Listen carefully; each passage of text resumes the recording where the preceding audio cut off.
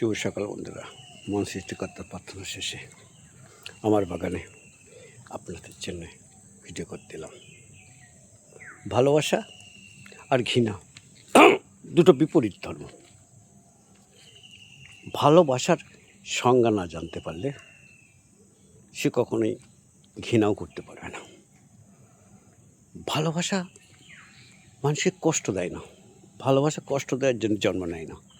ভালোবাসা এই ঘৃণা, মানুষকে অবহেলা করা, তার কাজকর্মকে অপছন্দ করা বা কথা না শোনা, এটা হচ্ছে ভালোবাসার বিপরীত দিক। আর ভালোবাসার মানুষ, তাদের তো অবশ্যই ভালো রাখতে হবে, ঘৃণা করা চলবে না।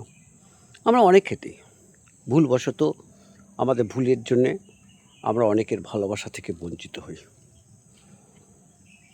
তার কারণ আমরা হয়তো যার ভালোবাসায় এতদিন বড় হলাম, এত কাজ করলাম, এত সাফল্য পেলাম, তারপরেই হয়তো নিজের মতো করে বাঁচতে গিয়ে ভাবলাম ওই মানুষটার ভালোবাসা আমার কাছে আর দরকার নেই, কারণ আমি বেটার অপশান পেয়ে গেছি। অবশ্যই প্রত্যেকটা মানুষ তার বেটার অপশানের জন্যে, তার লক্ষ্যে পৌঁছাবার জন্য চেষ্টা করবে। তবে যে ভালোবাসার মানুষটা আপনাকে এই জায়গায় পৌঁছে দিল, তাকে ভুলে যাবেন না।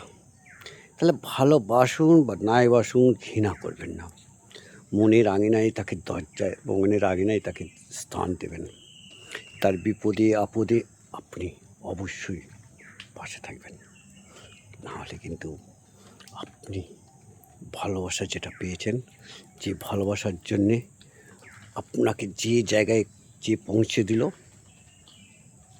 একদিন হয়তো সেই জায়গাটাই নড়বড়ে হয়ে যাবে।